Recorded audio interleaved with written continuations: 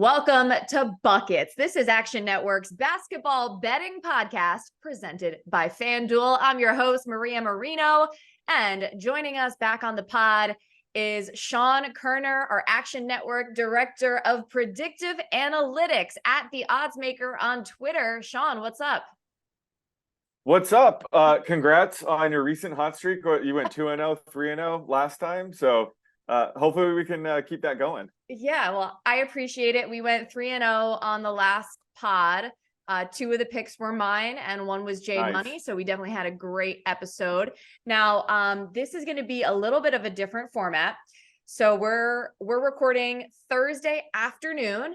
Now, lines have been generally dropping like after games finish. So on this Thursday in particular, we got three late games on the slate.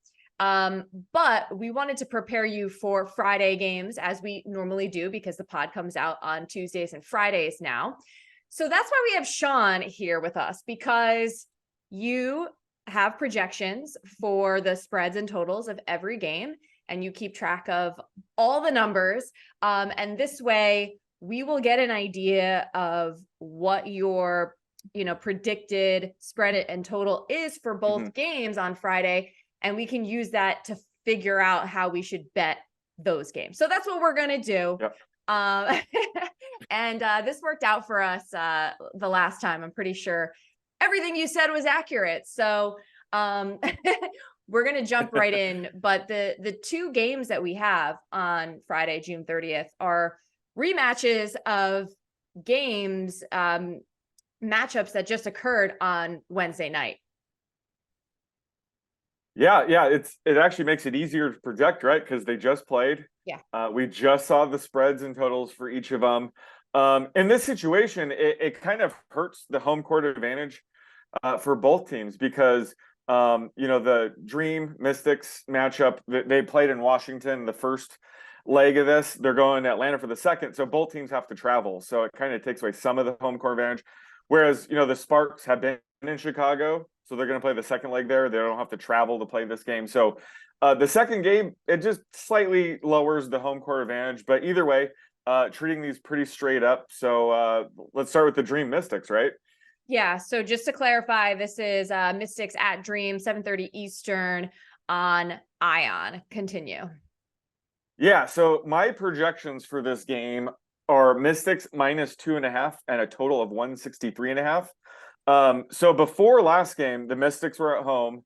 I had them about -6.5 over the Dream, but we have to factor in Shakira Austin's out. Yes. So it looks like the market had her worth around 2 points, which might be fair. I mean, she's an important part of that team. But either way, they were able to blow out the Dream. They won by 20 points without Austin. So I think that's going to, boost their power rating going into this matchup quite a bit. But I think the Dream will bounce back here, especially at home. So it's going to be a much closer game. The thing that I'm most interested in for this matchup is the total, because that last game, they ended up totaling 192 points. Right. And it was an absolute perfect storm of factors for the over. Not only was the pace very fast, it was 88. Which is one of the fastest games of the season. But both teams combined for 56 free throw attempts. They were playing pretty good defense, just the refs were calling everything a foul. So despite the good defense, they went to the line a ton. They were also making their shots. I mean, the Mystics shot 11 of 22, so 50% beyond the arc. I mean, the Mystics just were making everything. So having said that, it was just a perfect storm for the over. However, even if they were to average that pace again here, if the pace is 88, they would only average around 166 points. So that was a very high scoring game. I don't think they're going to play as fast here. I think we should expect the pace to be closer to 85.5. So that would be a total closer to 162. That's what it was the first matchup. So I'm expecting the market to overcorrect here. Maybe we'll see a total, 165, 166 here, and I'm going to hammer the under. I think it's going to be a much different game. I don't expect them to shoot 56 free throws again. So I think it's going to be much more lower scoring. I think we could take advantage of the market being overinflated tomorrow as a result. Okay, so to clarify, Friday night, Mystics at Dream, Sean is likely going to bet the under, projecting a total of around 163.5, coming back down to earth a little bit after a crazy high scoring game, particularly for the Mystics on Wednesday night. I have some thoughts here on the spread. So you're saying probably Washington -2.5, yeah? That's my projection. I think Yes. that I could see them having the Mystics -3.5. Right. Especially after winning by 20 points. Again, both teams are traveling to Atlanta, so Yeah. maybe that takes away some. So I could see Yes. the spread opening, -4, -3.5. But I think the Sharps will bet it down because I think it will be a closer game this time around. Okay, so then what you're saying is I'm a sharp because that's what Yes. I was going to say. And I wrote it here in our little rundown. Maria would likely take Atlanta to cover as a dog after the previous beatdown. That's literally what I wrote in my notes. Just because I think that the Mystics were pissed coming off of that overtime loss to the Liberty, where they, I don't want to say choked the game away because Liberty played really well, but it was a very winnable situation for them, and that was a really heartbreaking loss. And so, like I said, I think Atlanta kind of took the brunt of their anger, and it was just a very uncharacteristic sort of game script. And the Dream have been inconsistent, but I believe in Tanisha Wright as a coach. I think some of their players they're going to be much, much better. Obviously, you mentioned they're going to be home. Both teams are going to be traveling. So, yeah, I definitely lean Atlanta plus the points going into that matchup. Now, this is just an interesting thing. I'm trying to remember if this is kind of a new year for this, but it just seems like scheduling wise, you're getting a lot of teams playing each other in close proximity in the schedule, which is a real challenge for the players. I think it's for the most part better from a travel standpoint and probably a little bit less wear and tear for them in that regard. But at the same time, it's really hard to play a team and beat them twice in a row, especially if you're a team like the Chicago Sky, which is just not a great team. So, they get a win Wednesday over the Sparks. And it's not like I'm necessarily saying the Sparks are much better. But again, it's just for two teams that aren't great, it's just really hard to play each other back to back. And they play at 8 Eastern on Ion Friday night. Yeah, so this game, it's still in Chicago. They were favored by 2.5 last game, and they won by 17. So I think they will be slightly bigger favorites here. I'm expecting -3.5. And like you alluded to, the Sky have been really inconsistent in a bad way. Mm-hmm. Before that Sparks game, they were blown out by the Mystics, then blown out by the Sun, which you can't fault them. Those are two of the best teams in the league. Right. And they bounced back with a nice win over LA. I do expect the Sparks to bounce back here, but the Sparks will probably be without Lexi Brown again, who's out with an illness. So they're really missing her 13.5 points per game. It's really NECA and company out there. Yes. She really does need a player like Lexi Brown to take some of the pressure off her. Plus, I think the Sky are better than their 6-9 record. Their entire starting five had never played together before this season, so I always thought that they were going to start off pretty slow, but they have some good pieces there. So it was always going to take them time to gel. So they're only going to improve. So games like on Wednesday where they beat the Sparks by 15 or whatever isn't too surprising for me. But we'll see if they can maintain that consistency. But either way, I think they should be 3.5 point favorites here. Mm-hmm. But I can't trust the Sky fully yet. Yes. And the total itself, this should be one of the lowest totals of the year. Actually, I think this will be the lowest total of the year because they combined for 143 last game. They combined for 139 points the last time they met. I think it was a few weeks ago or about a month ago. So I'm assuming the market's going to be all over this under. I'm projecting it closer to 153.5, that low. Mhm. But I don't know if they'll open it that low. I'm expecting this to be closer to 154.5.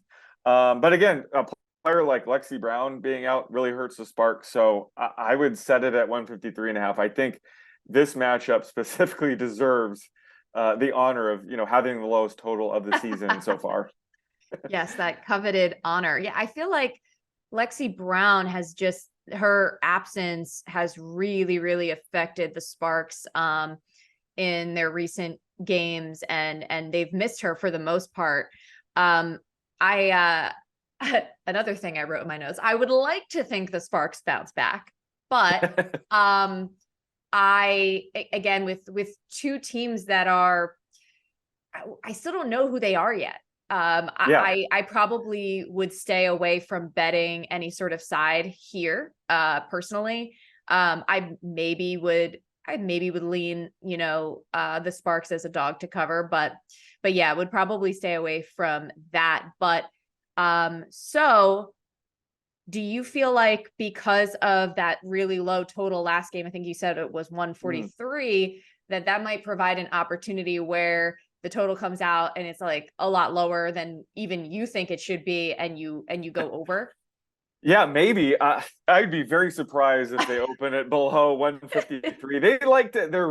They really don't like setting anything below 155. I think it makes them Fair. uncomfortable.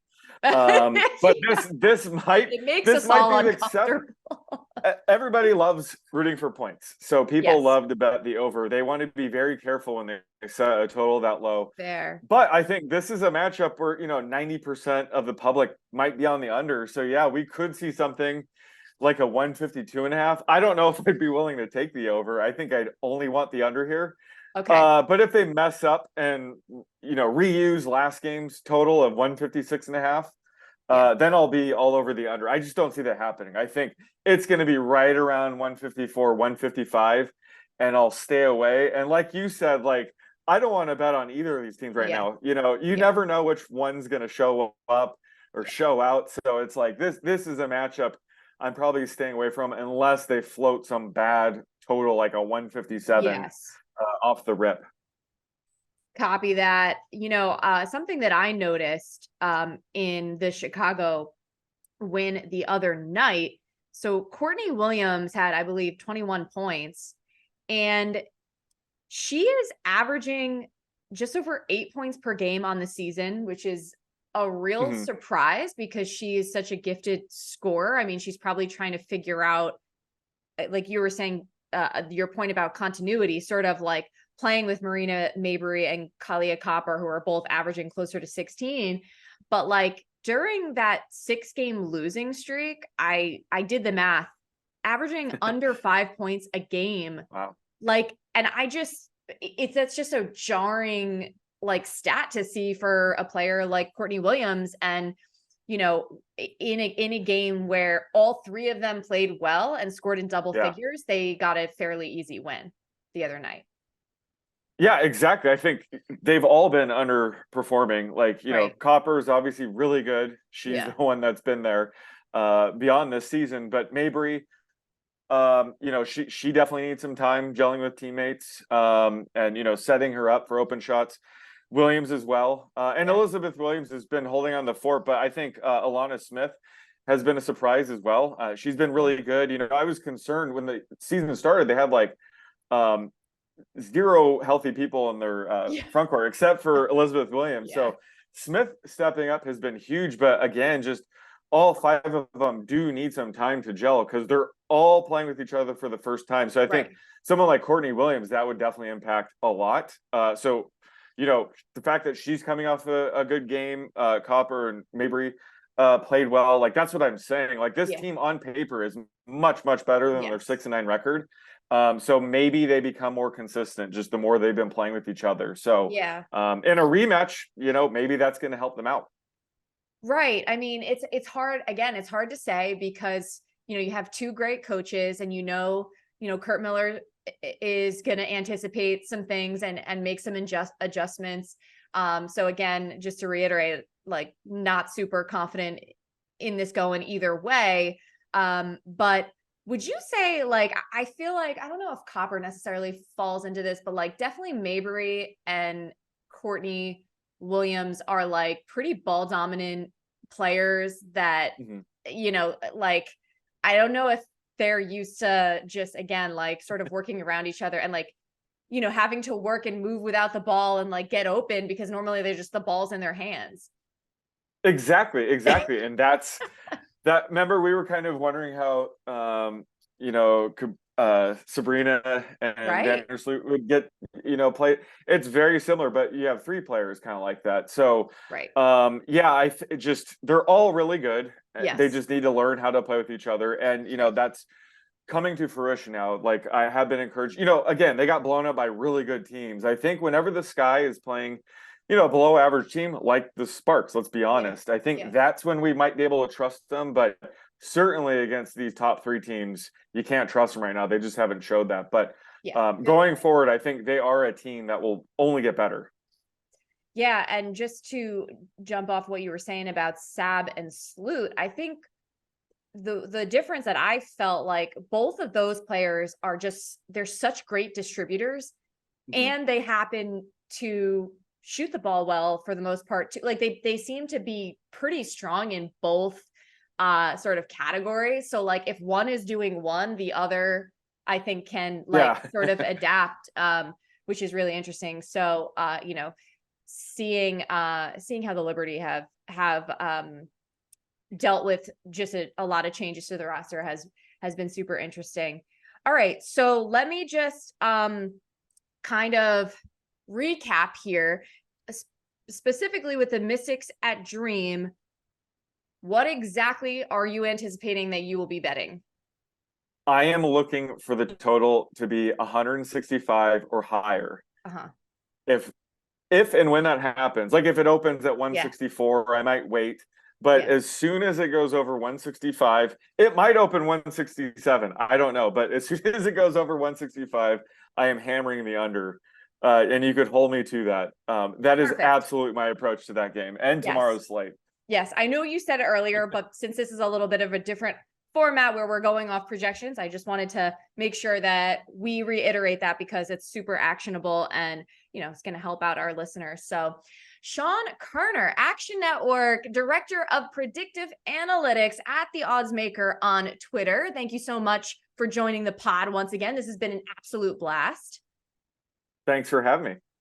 And thank you all for listening to Buckets presented by FanDuel. Remember, there are new episodes every Tuesday and Friday. However, next week, no Tuesday because of the July 4th holiday. So we will be back Friday next week. And a reminder, download the award-winning Action app. Make sure you follow Sean on there. Great follow. You can even start to follow me since I started to do a little some of Absolutely. my own picks earlier this week. I'm going to start getting a little more active with that, but it's just a great tool to not only follow the experts at Action, but to track your own picks and see how you're doing.